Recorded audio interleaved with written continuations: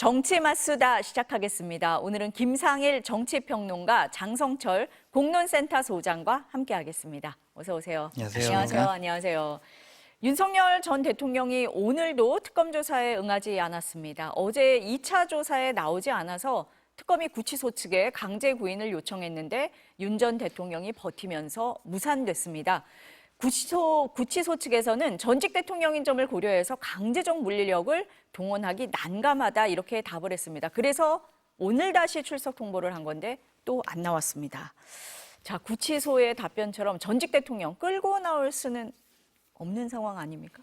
끌고 나올 수 없다는 게 저는 좀 이해는 안 돼요. 왜냐하면 전직 대통령에 대한 예우가 중요합니까? 아니면은 어떤 국가 제도의 권위나 그 향후 우리가 지켜나가야 될 질서에 대한 존중이 중요합니까? 그런 걸 생각한다면 국가가 권위를 바로 세우는 일이 더 중요하다고 저는 생각하고요. 그 권위가 쓰지 않으면 앞으로 이런 일들은 너무 많이 발생하게 될 것이다라는 차원에서 전직 대통령이라 안타까운 분들이 있으시겠지만 더 큰 대의를 좀 생각해 보시는 게 좋겠다라는 말씀을 드립니다. 아, 그래서인가요? 특검이 오전에 브리핑하면서 이런 얘기를 했더라고요. 구치소 측에 직무를 이행하지 않은 구체적인 경위를 조사하겠다.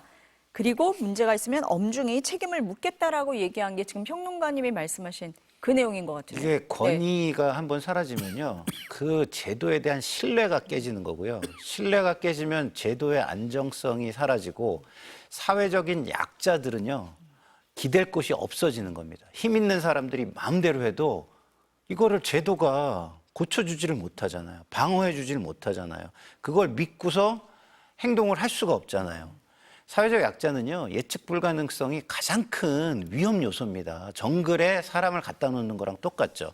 모기가 물어서 죽일지, 개미가 물어서 죽일지, 아니면 맹수가 물어서 죽일지, 우리가 어떤 종의 곤충이, 어떤 종의 짐승이 있는지 전혀 알 수가 없는 곳이잖아요. 그런 데랑 똑같은 데서 살아가는 세상이 되는 겁니다. 그게 이제 정글 같은 사회죠. 그렇지 않으려면 국가가 국민들에게 이 제도는 안정적으로 그리고 예측 가능하게 집행될 것이다라는 것을 보여주는 것이 굉장히 중요하다는 말씀을 드립니다. 특검이 그래서 오전에 이런 브리핑도 했던 것 같습니다. 어때요, 소장님? 일반 수용자들이 저렇게 그러면은 구치소 측에서 아이고 전직 대통령도 저렇게 조사 거부했으니까 일반 수용자도 형평성 차원에서 우리가 조사 거부하면은 그냥 그대로 그걸 인정해줘야 됩니다. 과연 이럴까요? 법은 만일에 평등하다면서요. 전직 대통령에게는 특혜를 주는 것이 과연 맞는 것인가? 첫 번째 그런 비판을 할 수가 있는 것이고, 물론 구치소 측의 입장도 조금 이해는 돼요.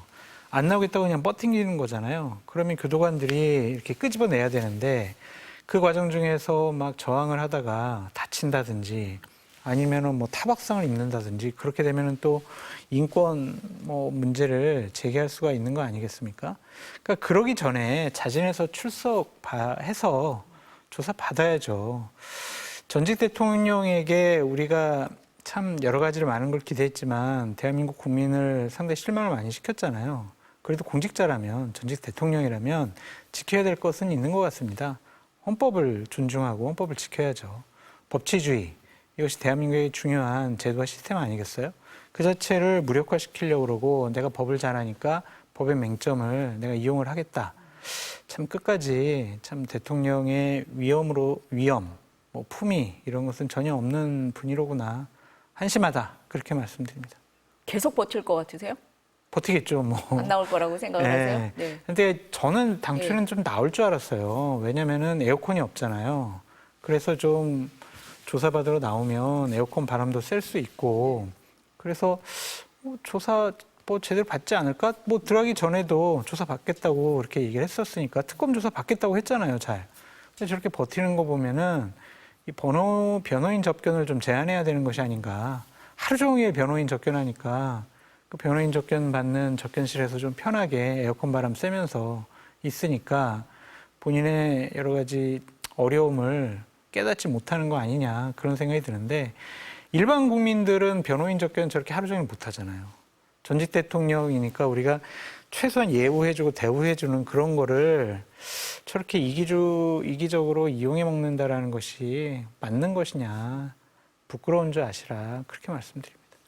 평론가님도 보시기에 계속 버틸 거다, 안 나올 거다 이렇게 보세요? 특검은 뭐 조사 자체를 거부한다라고 평가도 일부 하는 것 같아요. 네. 그러면은 바로 기소하는 것도 검토한다. 뭐 이런 얘기도 오늘 나오기는 했습니다. 일단 기본적으로 그래도 이 죄의 질의 나쁜 것을 국민들에게 보여주고 역사에 제대로 남기려면 조사의 노력은 좀 답답하고 어이가 없겠지만 지속해야 된다라고 생각이 듭니다. 이 윤석열 피고인을 바라보는 제 느낌은요, 또 하나의 폭염 같아요. 이 폭염 때 정말 짜증나고 정말 피곤하잖아요. 정말 저 윤석열 피고인을 보고 있는 제 심정이 너무 짜증나고 너무 정신적으로 피로하고 피곤합니다. 다수의 국민이, 강성 지지층 외에 다수의 국민이 저는 그런 느낌이 아닐까 이런 생각이 들고요. 지금 저들이 노리는 것은 이런 것 같아요. 국가 제도 모든 것을, 특히 형사사법 시스템을 정치화시키고 정쟁화시키려고 하는 것 아닌가. 그러면은 뭔가 이렇게 기준이 사라지고 힘 대결로 모든 게 가잖아요. 그러니까 아까 제가 말씀드린 대로 힘의 대결로 모든 것이 해결되는 정글 같은 사회를 만들려는 게 목적인 것 같아요. 그러면 국가는 사라지는 거예요. 자, 국민들이 저런 모습을 절대 용납해서는 안 된다 이런 생각이 듭니다. 강성 지지층 말씀을 하셨는데 극우 성향 한국사 강사 전한길 씨, 윤 전 대통령 변호인인 김계리 변호사가 윤 전 대통령의 영치금 계좌번호를 공개를 했죠. 고독한 옥중투쟁을 이어가고 있는 윤 전 대통령에게 응원과 사랑을 전해달라. 돈 한 푼 없이 들어가셔서 아무것도 못 사고 계시다. 뭐 이런 내용과 함께 올렸습니다.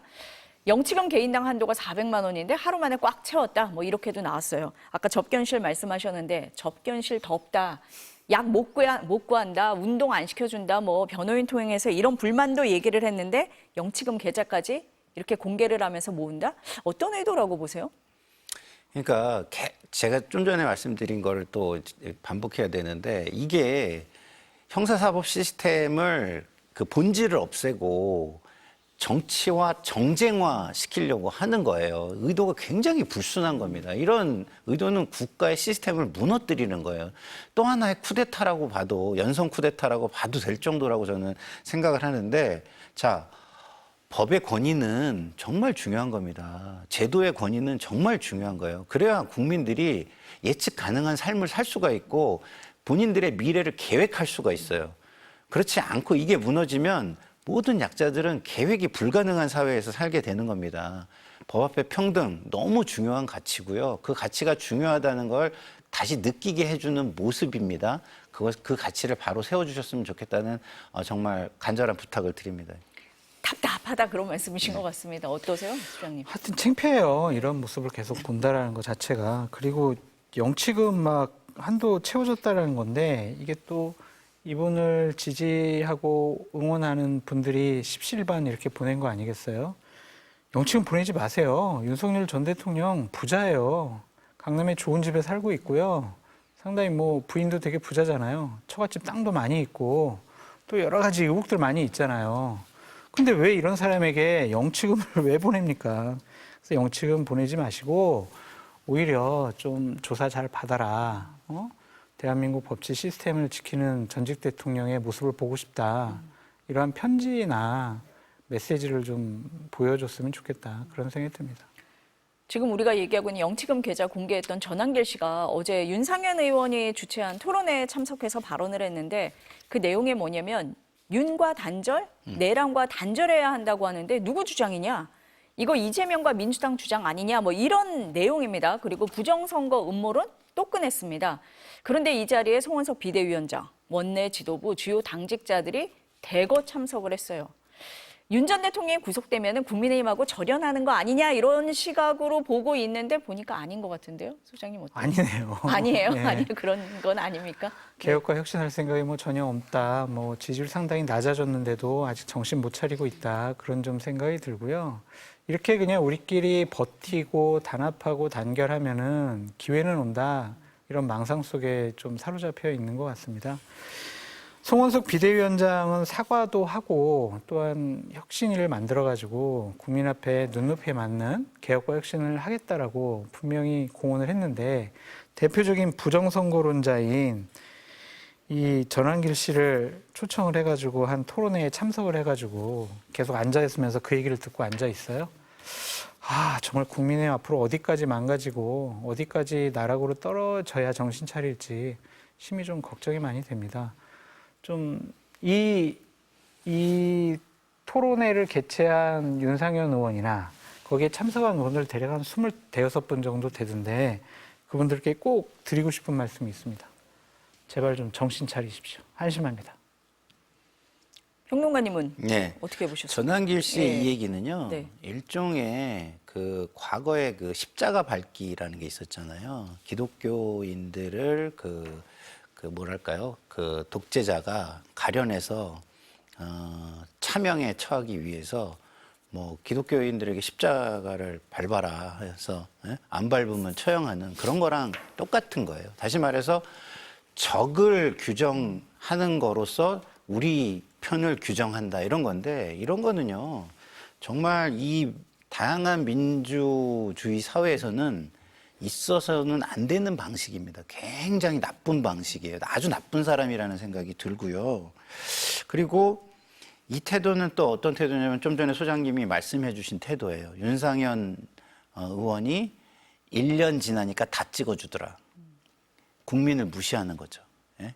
우리가 버티면 국민은 그리고 또 상대방의 실수를 우리가 계속 어차피 이제 여당이 바뀌었으니까 많은 것의 책임이 여당 쪽으로 갈 수밖에 없습니다. 국가 운영자가 더 책임을 많이 지는 거니까. 그러면 그 책임이 쌓여서 우리에게 반사이익으로 돌아올 테니까 그 반사이익이 충분히 쌓일 때까지 우리가 잘할 필요 없이 그냥 우리가 살아남고 우리 권력을 우리 이익을 지키는데 투철하자 뭐 이런 얘기예요. 근데 이게 얼마나 국민들을 무시하고 신경 쓰지 않는 모습입니까? 이거 똑바로 봐야 됩니다. 이거 공인의 자격이 없는 모습이에요. 국민들이 이런 모습은 진짜 똑바로 직시해서 제대로 심판해 줘야 된다 이런 생각이 듭니다. 한동훈 전 대표가 똑같이 비판을 한 것 같아요. 지금 두 분 보시는 것과 비슷한 시각인 것 같은데 한 전 대표가 혁신은커녕 윤 어게인 발대식에 총출동한 국민의힘 지도부다 이렇게 비판을 했거든요. 그러니까 윤석열 전 네. 대통령이나 윤석열 전 대통령을 지지하는 분들은 윤 어게인 하면서 막 창당도 하려고 했었고 정치 세력화하려고 했잖아요. 그러다가 이제 구속됨으로써 빵 어게인이 된 거 아닙니까? 결국에는. 그러니까 기본적으로 윤석열이라는 내란 수괴 혐의를 받고 있는 분이 사라졌는데도 그거를 추종을 하게 되면은 정치적으로 본인이 이득을 가질 수 있다. 또한 경제적으로도 이런 분들을 좀 지지하는 사람들을 선동시키면은 후원금도 많이 들어오고 내가 앞으로 뭐 총선 2년 6개월 정도 남았는데 그동안은 내가 편하게 좀 지낼 수 있지 않냐. 정치적인 영향력을 가지면서 그런 생각을 좀 갖고 있는 것 같아요. 그런 측면이 하나 있는 것 같고 또 하나의 측면은 자꾸 윤석열 전 대통령 잘못했다. 거의 결별해야 된다. 뭐 우리가 거리두기 해야 된다. 그렇게 하면은 당시 이제 윤석열 전 대통령을 이제 국민의힘으로 영입하려고 하고 후보로 만들고 그 측근에 있으면서 장관도 하고 당의 지도부 했던 사람들에 대해서 정치적인 책임을 물을 수밖에 없는 상황이잖아요. 그럼 뭐겠어요, 결국에는? 당신 정계 은퇴해라. 다음번 2028년 총선에 불출마해라. 그러한 정치적인 책임, 공격으로부터 미리 방어막을 치는 거죠. 그래서 윤석열 전 대통령과 함께하는 모습을 보이면 국민의힘의 강렬한, 극렬한 목소리가 큰 그러한 당원과 지지층들이 적어도 우리와 함께 하겠다. 그렇게 이제 믿고 있는 것 같아요. 그러니까 이분들은 국민이 보이지 않는 거예요. 그냥 극렬, 소수의 극성스러운 목소리 큰 그런 당원들만 보이는 거거든요. 그거 결국엔 뭐겠어요? 이런 분들은 정치할 자격이 없다라고 스스로 생각하는 거죠. 그런 점을 한동훈 전 대표로서는 불법적인 비상계엄을 반대했고 윤석열 전 대통령 탄핵에 찬성함으로써 그래도 국민의 보다 상식적이고 합리적인 생각과 판단과 요구에 부응을 했던 한동훈 전 대표로서는 참고 보기 어려운 거죠. 그러니까 이렇게 비판의 목소리를 낸 것으로 보여집니다. 어떻게 보세요, 평론가님은? 선거를 예. 좀 더 자주 할 수 있는 방법을 저는 강구해야 될 것 같아요. 예, 그러지 않으면 정신 못 차릴 것 같습니다. 그래서 총선이 너무 멀어서 이렇다? 예, 예. 총선을 좀 이렇게 미국처럼 2년마다 반반씩 쪼개가지고 중간평가식으로 해야 좀 정신을 차리지 않을까 이런 생각이 들고 국민들도 좀 더 자주 심판할 수 있게 해줘야 결국에는 그 영남 자민련 세력까지도 심판할 수 있는 기회가 오지 않을까 이런 생각이 들어요. 4년이 너무 기니까 그 사이에 너무 변수가 많이 있다라고 생각하는 거죠. 그래서 이런 모습인 것 같은데 정말 기득권 세력, 그렇죠? TK 자민련 기득권 세력에 완전히 장악돼 있는 모습이다. 그래서 그 기득권 세력으로부터 벗어나지 못한다면 집권 수권 세력이 되기는 정말 어려워질 것 같다라는 생각이 듭니다. 지금 사실은 야당에게 굉장히 호재인 시기입니다. 청문회 정국이에요. 그 모든 것들이 이런 기사와 이런 어떤 비판적인 어떤 생각 때문에 이거를 어느 게 더 심각한지를 견주어야 되잖아요. 견주는데 뭐 지금 여당의 청문회에 문제가 있는 거와 이 문제를 견주면 이게 훨씬 더 중하기 때문에 여당의 그 문제에 제대로 뭐랄까 요구 사항을 이야기하지 못하는 상황까지 오는 거 아닌가 이런 생각이 듭니다. 그러면은 국민의힘 혁신위에서는 인적 청산, 인적 쇄신 얘기하잖아요. 네. 근데 지금 국민의힘 지도부가 보여주고 있는 모습은 그 반대 아닙니까? 그럼 혁신위는 어떻게 되는 거예요? 반대 정도가 아니고 네. 이거는 뭐 희망이 거의 보이지 않고 절망스러운 모습이죠. 구제불능 뭐 이런 모습이고요. 어쨌든 지금 국민들의 심판을 무색하게 하는 것이기 때문에 국민들 입장에서는 이 심판을 인식할 때까지 심판해야 되겠다라는 생각을 하시게 만드는 거 아닌가 이런 생각이 듭니다. 그러니까 이럴 거면 혁신이 왜 하나 뭐 이런 생각이 들거든요. 짧게 말씀드릴게요. 그냥 혁신 안 돼요. 그러니까 뭐 길게 얘기하실 필요 없을 것 같습니다. 불가능합니다. 송원석 비대위원장이 계속 얘기를 하잖아요. 인적 쇄신 누가 뭘 하냐. 그냥 대선 백서나 만들어가지고 선거 패배하고 우리가 어떻게 나가야 될지 그 백서부터 만들어라. 계속 이런 메시지를 내고 있잖아요. 그러면서 전환길 씨가 강연하는 거 듣고 앉아 있잖아요. 그런 사람들한테 무슨 혁신을 기대할 수가 있어요. 괜히 우리 아까운 시간 낭비하지 마시고 다른 아이템으로 넘어가시는 것이 나을 것 같습니다. 혁신이 쉽지 않다. 쉽지 않은 게 아니라 네. 불가능하다니까요. 불가능하다. 그거 안 되는 거다. 안 돼요. 얘기할 필요가 없는 거다. 얘기할 필요 이런 없습니다. 말씀이세요. 네. 지금 내란 특검에 윤석열 전 대통령 뭐 응하지 않고 있다 뭐 이런 얘기를 했는데 김건희 국정농단 특검도 속도를 내고 있거든요. 오늘 오전에 건진법사 법당을 압수수색했습니다. 무속인 건진법사 전성배 씨가 통일교 측으로부터 청탁을 받고 김 여사에게 뭐 샤넬백, 고가 목걸이를 전달했다 뭐 이 의혹이잖아요. 네. 이것도 이제 뭐 속도 내고 가는 겁니까? 속도내고 가야죠. 예. 이것도 사실은 제2의 국정농단으로 발전할 수도 있는 사안 아니겠습니까? 그래서 빨리 진상규명을 해야 이게 그냥 단순한 로비인지 아니면 이게 권력형 로비여서 국정농단 시즌2인 건지 이것이 밝혀질 것 같은데요. 어쨌든 뇌물이 오간 정황이 있고 그리고 인사청탁의 정황도 있고 뭐 여러 가지가 지금 있습니다. 이 정도면은 국가의 권력이 농단됐다라고 볼 수도 있는 의혹이 존재하는 것입니다. 그래서 그런 의혹에 대해서 속도를 내야 되고 그리고 성역 없는 수사를 해야 한다. 이런 촉구를 드리고 싶습니다.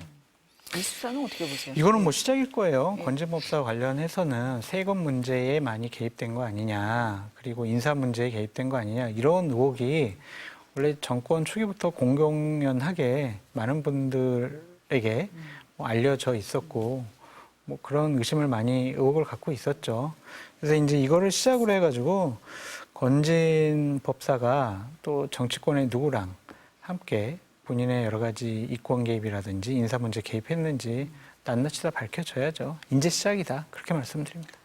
저희가 얘기를 할 때는 뭐 샤넬백이니 뭐 다이아몬드 목걸이니 얘기를 하니까 관심들이 있었는데 지금 소장님 말씀은 그거는 그냥 겉에 드러나는 네. 거고 뒤에 뭐 세금 인사 문제 이런 게 줄줄이 나올 가능성이 있다. 맞습니다. 예. 그리고 평론가님이 이거 국정농단까지 갈 수 있다 이렇게 보시는 거네요. 또 하나 나오는 얘기가 이른바 집사 게이트잖아요. 김 여사와 가까운 사람으로 알려져서 이제 집사로 불리는데 이 김모 씨라는 사람이 하는 회사에 카카오 모빌리티, HS 효성, 한국증권금융, 키움증권 이런 곳에서 거액을 투자를 했는데 이 회사가 자본 잠식 상태였다는 거잖아요. 이상한데요? 권력이 개입되지 않으면 이런 부실한 곳에 이렇게 좀 유명한 기업들이 투자하기는 어렵겠죠. 박근혜 정권 시절에 미르재단 만들 때 안종범 경제수석이 좀 뭐 정경련과 함께 좀 기업들에게 돈 좀 내라라고 해서 거둔 거 아니겠어요? 그 안종범 씨를 보고 기업들이 돈을 내지는 않았을 거예요. 안종범 씨 뒤에 있는 사람을 보고 낸 거겠죠. 그것도 그렇게 보시면 될 것 같아요. 여기에 이제 김혜성 씨라고 하는 분이 뭔 인연이 있어가지고 한국증권금융 투자 담당한테 가가지고 저희가 죄송합니다. 비록 한 300억이 넘는 부실 기업이긴 하지만 앞으로 IMS 저희 모빌리티 렌트카 사업 열심히 한번 해볼 테니까 투자 좀 해주십시오. 얼마? 한 50억 정도면 좋을 것 같습니다. 어떤 제정신이 아닌 사람, 제정신인 사람이 이렇게 투자를 하겠냐고요. 이거는 그냥 그 김혜성 씨 뒤에 있는 사람을 보고 뭐 투자를 한 것이다. 그렇게 볼 수밖에 없겠죠. 그럼 이거는 돈 문제이기 때문에 상당히 밝히기 쉬울 것 같아요. 한국증권금융 관계자 이제 곧 특검에 출석을 해가지고 조사 받잖아요. 네. 당신 왜 줬냐라고 하면은 저희가 투자심의위원회를 열어가지고요. 정말 다 모든 걸 다 판단해가지고 그냥 공식적으로 시스템에 맞춰서 투자한 겁니다. 그렇게 증언을 처음엔 할 것 같아요. 그러면은 특검 수사관이 묻겠죠. 그럼 이거 외에 이러한 유형의 기업에 투자한 예가 있으면 내놔봐라. 없을 거거든요. 그렇다면 이게 권력의 어떤 지시나 통제 때문에 낸 것이 아니냐. 그건 돈 따라가면은 잡을 수 있겠죠. 만약 이러한 부실 기업에 자기 마음대로 투자를 하게 되면 배임 혐의도 걸릴 수가 있기 때문에 자신들의 법적 책임을 면피하기 위해서라도 결국에는 사실관계를 볼 수밖에 없다. 그렇게 말씀드립니다. 평론가님은 어떻게 보세요? 자, 이제 두 가지로 제가 말씀을 드리고 싶은데 하나는 민간 회사들은요, 목적이 이익입니다. 이익, profit, 이익이에요. 그러면은 이익이 되지 않는 일에는 그 관여를 해서는 안 되는 겁니다. 특히 그걸 의사결정한 사람은요, 주주에 대한 배임 행위가 되는 거예요. 그렇잖아요? 근데 이게 자본 잠식이 돼 있는 데다가 돈을 투자를 한다? 왜요? 이유가 전혀 없잖아요. 이 의사결정한 사람들 다 배임 혐의 있으니까 다 조사해야 된다고 저 생각하고요. 그리고 여기에 한국증권금융이 들어가 있어요. 이거 저도 그 산하기관 그 비상임 이사를 해봐서 아는데요. 사실상 공공기관이에요. 아니, 공공기관에서 이런 자본 잠식 상태의 기관을 투자를 한다? 제가 볼 때는 이건 진짜 있을 수가 없는 거죠. 여기는 금융위 출신이 사장으로 가는 사실상의 공공기관입니다. 예? 지배력을 국가가 가지고 있는. 그러면은 여기서 들어갔다는 건 또 굉장히 공공기관이라는 데가 국회가 들여다보고 있고 언론이 들여다보고 있기 때문에 굉장히 그 형평성이나 공정성에 금이 가면은 굉장히 치명적이기 때문에 굉장히 조심하는 기관이에요. 근데 한국증권금융이 들어가 있다? 이것도 제가 볼 때는 정말 뭔가 권력이 관여하지 않고는 있기가 어려운 상황 아닌가. 이 두 가지 측면에서 철저하게 조사가 이루어져야 될 것으로 보입니다. 그냥 듣기만 해도 좀 의심스러운 부분이 많은 것 같습니다. 어쨌든 이 부분에 대해서도 수사가 좀 속도를 낼 것 같습니다. 앞서서 평론가님이 말씀하신 인사청문회 얘기로 좀 넘어가 보겠습니다. 어제 가장 뜨거웠던 청문회장, 보좌관 갑질 의혹이 불거진 강선우 여성가족부 장관 후보자였습니다. 먼저 관련 발언부터 들어보시겠습니다. 사적인 용무나 심부름을 자기 직원에게 시키는 일은 고용노동부의 직장 내 괴롭힘 매뉴얼에도 명시되어 있는 명백한 직장 내 괴롭힘의 불법입니다. 후보자님, 자택에서 나온 쓰레기를 보좌진들에게 수시로 들고 나와 버리라 한 적 있습니까? 전날 밤에 먹던 것을 아침으로 차를 가면서 먹으려고 가지고 내려갔던 적도 있습니다. 그것을 다 먹지 못하고 차에 남겨놓고 그 채로 내린 것은 저의 잘못이라고 생각을 합니다. 대통령의 신기 경호의 달인으로서 픽된 보훈 인사 또는 측근 인사의 전형으로 밖에 볼 수 없다. 이 논란으로 인해서 여러 가지 마음의 상처를 입으셨을 분들 관련해서는 모두 다 제 부덕의 소치입니다. 어제 이 청문회는 증인 선서도 못하고 정회될 정도로 여야 공방이 굉장히 거셌습니다. 앞서서 들으셨지만 강선우 후보자가 쓰레기를 버리라고 한 건 전날 밤 먹던 걸 차에 두고 내린 것으로 저의 잘못이다 이렇게 얘기를 했고 변기 수리 지시 얘기가 나왔었는데 조언을 구하고 부탁한 거다 이렇게 해명을 했습니다. 두 분 모두 이제 국회 생활 많이 해보셔서 대충 이 상황을 좀 더 잘 이해하실 것 같습니다. 어떻게 보셨어요? 청문회를 보는 내내 굉장히 힘들고 마음이 무거웠습니다. 왜냐하면 저는 이제 민주당 당원이고 지금 이재명 정부가 사실상 굉장히 잘하고 있고 음악으로 따지면 역주행이라고 할 수 있을 정도로 대부분의 정권들이 출범하면서 높은 지지율을 찍었다가 점점 이게 떨어지는 추세인데 오히려 상승세를 타고 올라가서 이런 분위기가 더하면 진짜 이렇게 점프를 할 그 스프링 작용에 의한 상승까지도 바라볼 수 있을 것이라고 제가 생각을 했었는데 그런 어떤 흐름에 조금 찬물을 끼얹는 거 아닌가. 그 이유는 뭐냐면 이게 그냥 단순한 도덕성의 문제면은요. 제가 그동안 방송에서 이야기를 했죠. 전 정권도 문제 있는 사람들을 다 임명했고 전전 정권도 다 임명했는데 현 정권만 더 높은 도덕성을 보여주라라고 일방적으로 요구하기는 쉽지 않다. 그렇기 때문에 여야가 좀 합의하에 정말 국민을 설득해서 일관된 기준을 좀 만들어야지. 안 그러면 이 청문회에서 도덕성을 검증하는 거는 굉장히 무의미할 것 같다. 이런 말씀을 제가 드렸어요. 근데 이거는 그거와 차원이 다른 게 일단 약자가 존재해요. 그러니까 상대가 존재합니다. 그리고 그 상대가 약자예요. 그러면 국민 정서상 굉장히 좋지가 않습니다. 그리고 이진숙 후보자와 강선우 후보자 두 사람의 경우는요, 그 직에서 해야 될 근본적인 직의 본질이 있어요. 강선우 후보자는 약자를 보듬어야 되는 게 거의 본질인 부처고요. 이진숙 후보자는 교육이라는 본질이 있어요. 근데 이 두 가지 본질에서 그 업무를 해나가는 데 있어서 지속적인 논란이 될 수 있는 겁니다. 권위가 세워질 수가 없는 거예요. 권위라는 게 공공에서는 굉장히 중요한데 권위를 바탕으로 신뢰가 쌓이는 건데 권위, 신뢰가 다 쌓이고 세워지기가 쉽지 않은 사안입니다. 그렇기 때문에 강선우 후보자 같은 경우 제가 방송에서 계속 지속적으로 이 문제를 제기하는 보좌진을 찾아가서 직접 해명하고 풀어야 된다. 그러지 않으면 국회 보좌진을 저도 해보고 소장님도 해보셨지만 절대적인 의원한테는 절대적인 의리예요. 예?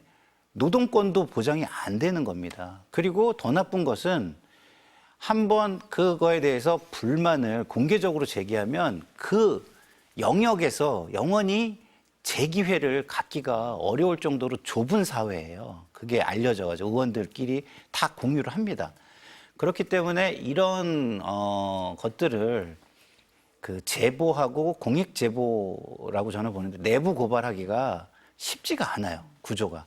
저도 뭐 많은 국회의원을 모시고 일을 하면서 실제 이런 피해를 입은 적도 있거든요. 근데 제가 지금은 국회 다시 들어갈 마음이 없으니까 이렇게 저도 피해 입은 적이 있습니다라고까지 얘기를 하지만 못합니다. 그리고 저 그동안 못했어요. 이 일을 계기로 지금 여기서 얘기하는 거거든요. 그렇게 어려운 일을 전직 보좌관들이 한 겁니다. 그것도 단수가 아니라 지금 복수잖아요. 그렇다고 한다면 그들에 대한 2차 가해식으로 이 모든 게 흘러가서는 안 된다. 강선우 후보자가 이걸 명확하게 해명하고, 해명은 무엇을 의미하는 거냐면 이 내부 고발을 한 사람들이 납득하고 이해할 수 있어야 해명인 겁니다.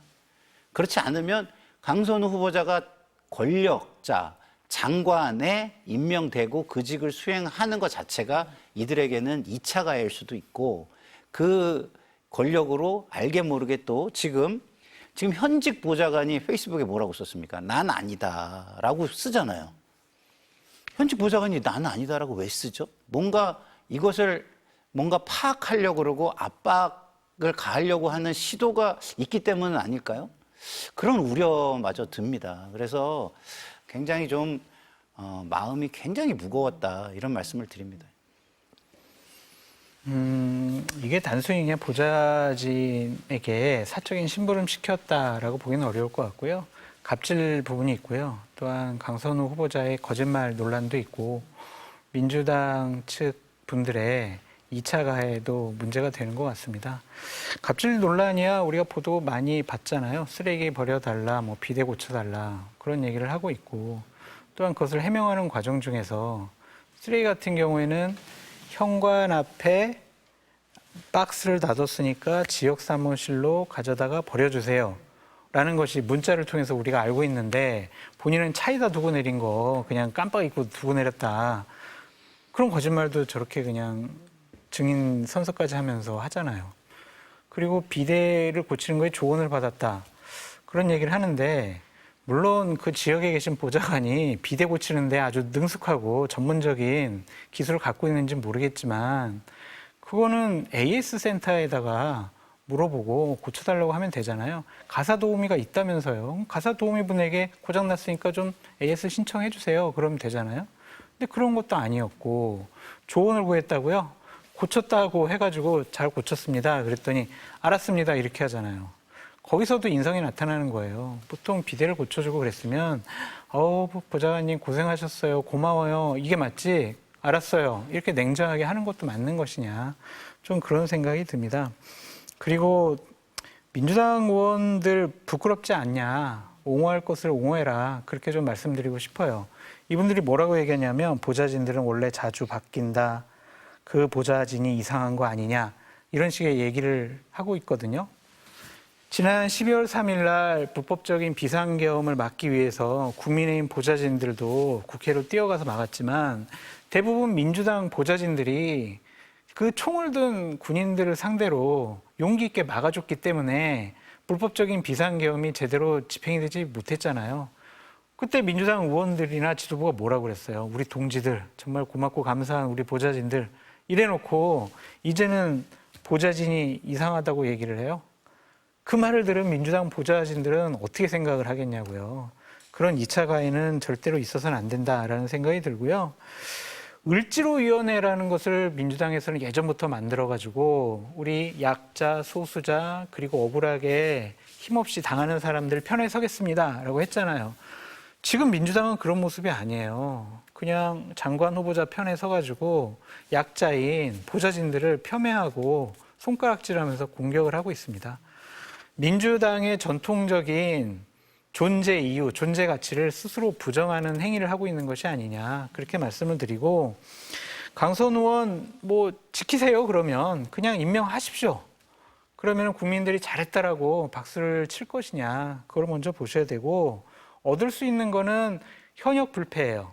그런 전통, 민주당이 지켜나가는 거 박수 쳐드리겠습니다. 하지만 잃는 거는요, 이재명 정권에 대한 기대감이 점점 사라질 거예요. 실망감으로 바뀔 겁니다. 그래서 이 부분은 우상호 정무수석이나 진성준 정책위 의장께서 분명히 소명도 들어보고 국민 여론도 살펴본다고 했잖아요. 단순히 갑질 논란이었으면 그냥 제 부덕의 소치입니다. 죄송합니다. 잘못했습니다.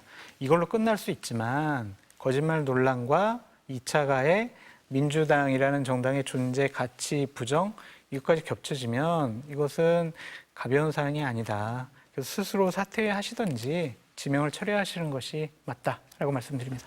그리고 이게 참 또 곤혹스러운 이유는 이런 겁니다. 민주당에서 다른 사람은 모르지만 원내대표는요, 의원들이 선출을 해요. 그래서 원내대표의 또 일종의 암묵적인 의무 중에 하나가 의원을 지키는 거예요. 그렇기 때문에 현역 불패의 신화가 계속 만들어져 온 겁니다. 그래서 의원을 지키지 못하면 원내대표로서 책임을 다하지 못했다라는 비난을 아마 받을 거예요. 근데 민주당 의원님들께 제가 드리고 싶은 말씀이 이겁니다. 자, 우리가 동지를 구분할 때 힘이 있는 동지는 동지고 힘이 없는 동지는 동지가 아닙니까? 권한이 있는 동지만 동지고 권한이 없는 동지는 동지가 아닙니까?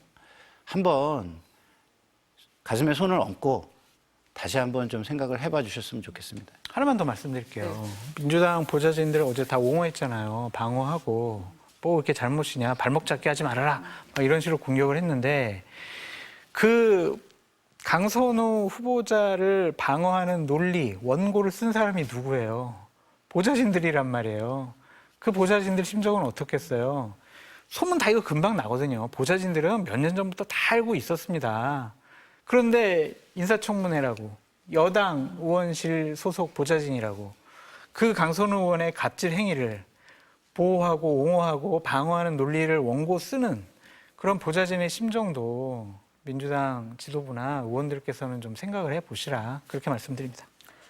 두 분 말씀은 뭐 해명이 되고 안 되고를 넘어서 이건 2차 가해 우려 또 그 이상의 문제가 있는 거다. 국민 눈높이에서 이건 따져볼 부분이 있다. 이렇게 말씀을 하셨습니다.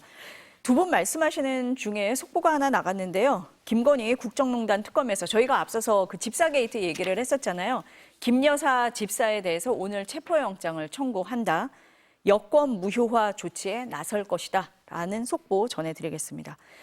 인사청문회 이제 어제에 이어서 오늘 진행되고 있는데요. 여야 지도부는 어제 인사청문회 어떻게 봤을까요? 어떻게 평가했는지부터 들어보시겠습니다.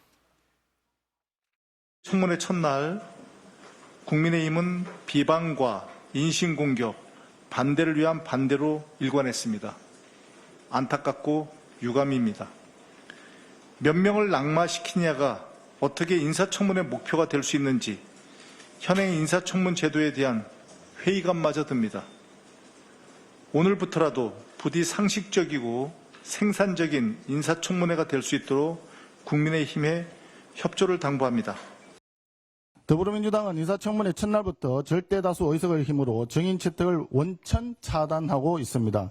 17명의 인사청문회에서 증인이 딱 2사람뿐입니다. 유사상 유례 없이 김민석 총리 때 증인도 없고 참고인도 없고 자료도 없는 맹탕 청문회를 만들더니 이제 장관 청문회조차 완전히 와해시키고 있습니다. 그저 국민 앞에서 검증을 회피하고 하루만 뭉개면 그만이다라고 하는 검은 속내가 드러나 보입니다. 네, 여야 지도부 평가 들어보셨는데 평론가님은 어떻게 보셨어요? 저는 뭐 일관된 생각이 있습니다. 어떤 후보자는 사진 하나가 자기가 말한 것을 거짓이라는 걸 입증하기 때문에 낙마를 하기도 했고요.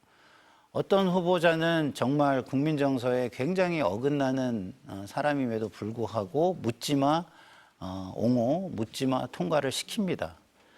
자, 문제는 문제를 알고 있으면서도 무조건 통과를 시키겠다는 쪽으로 권력과 정치 세력들이 변모해 가고 있다는 거예요. 그러면은 이게 앞으로 사라지겠습니까?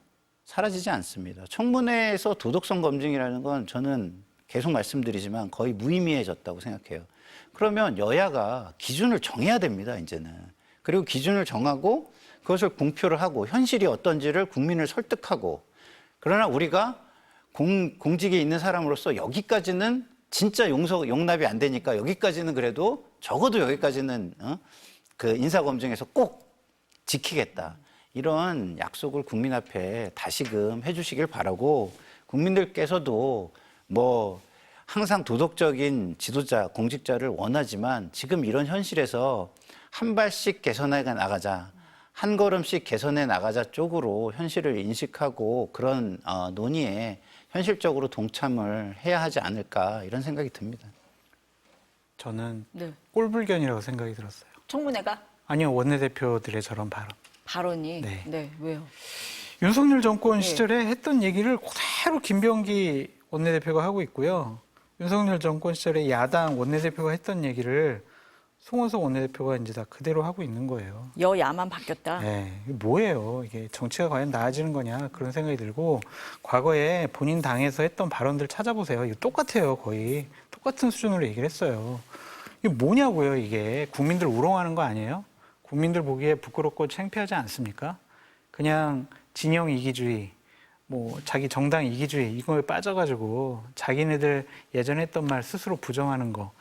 송원석 원내대표에게 물어보고 싶어요. 윤석열 정권 시절에 정말 말도 안 되는 장관 후보자들, 공직자들 데려다 놓고 인사검증했을 때 똑같은 얘기 했거든요. 김병기 원내대표가 했던 얘기. 그때 거 자기들 스스로 먼저 잘못하고 사과하고 그렇게 해야 될 것 같고 김병기 원내대표도 이런 식으로 얘기하시면 안 되죠. 몇 명을 낙마시키느냐가 인사청문회 목표가 될 수 있냐? 인사청문회는 그것 때문에 존재하는 거예요. 검증을 하고 도덕적인, 윤리적인, 법률적인 검증을 하고 거기에 부족하다면 거기다가 정책적인 검증에도 전문성이 없다면 낙마시켜야죠. 그러라고 인사청문회 하는 거 아닙니까? 근데 이걸 가지고 뭐라 그래요? 부끄러운 줄 아시라 그렇게 말씀드리고 김병기 원내대표 같은 경우에는 특히 2차 가해를 그렇게 보좌진들에게 하시면 안 된다라고 말씀을 드리고 민주당의 보좌진 협의회 민보협이라고 있습니다. 거기에 회장에게 전화를 걸어서 입장을 좀 발표하지 말아라. 이런 식의 부당한 압력을 가하는 그런 행동도 해서는 안 됩니다. 그러려고 정권 잡았습니까? 그러려고 많은 국민들이 이재명 정권 처음에 응원하고 많이 뭐 여론조사에서도 잘하고 있다라고 찍어주고 있잖아요. 이런 꼴 보려고 한 거 아니에요. 이재명 정권 잘 되려면은 과거에 자신들이 야당 때 했던 주장, 행동 그대로 집권 여당일 때도 똑같이 했으면 좋겠다. 그게 이재명 정권을 성공으로 이끄는 지름길이다. 그렇게 말씀드립니다. 요새 정치를 보면 이준석 그 의원이 얘기를 많이 하는 영화가 있어요. 우리들의 일그러진 영웅이라는 영화가 있습니다. 거기에서 보면은 엄석대라는 반장이 사실상 뭐 표면적으로는 모든 것에 선한 척하면서 온갖 자기 중심적이고 권력 지향적인 행위를 다 해요. 그리고 반 친구들은 거기에 전부 다 묵인과 방관으로 일관을 합니다. 지금의 우리의 정치의 모습이 우리들의 일그러진 영웅들의 모습 아닌가. 그리고 서울에서 전학 온 한병태라는 주인공은 그것에 옳은 소리를 하려고 하다가 사실상 모두에게 묵인되고 그다음에 무시되고 철저하게 배제됩니다. 지금 상황이 그런 상황 아닌가. 진영에 조금이라도 다른 소리를 하면 병태처럼 수많은 병태를 만들어내고 있고 그리고 수많은 엄석대들은 일그러진 영웅들은 오랜 동안 지위와 권력을 누리면서 사는 세상이 오고 있는 거 아닌가 이런 생각이 들어서 참 씁쓸합니다. 우상호 정무수석이 그런 얘기를 했잖아요. 지금 인사청문회 국민 여론을 보면서 판단하겠다라고 얘기를 했으니까요. 아마 두 분도 그런 지적을 하신 것 같습니다. 네, 오늘 두 분 말씀은 여기까지 들어야 될 것 같습니다. 감사합니다.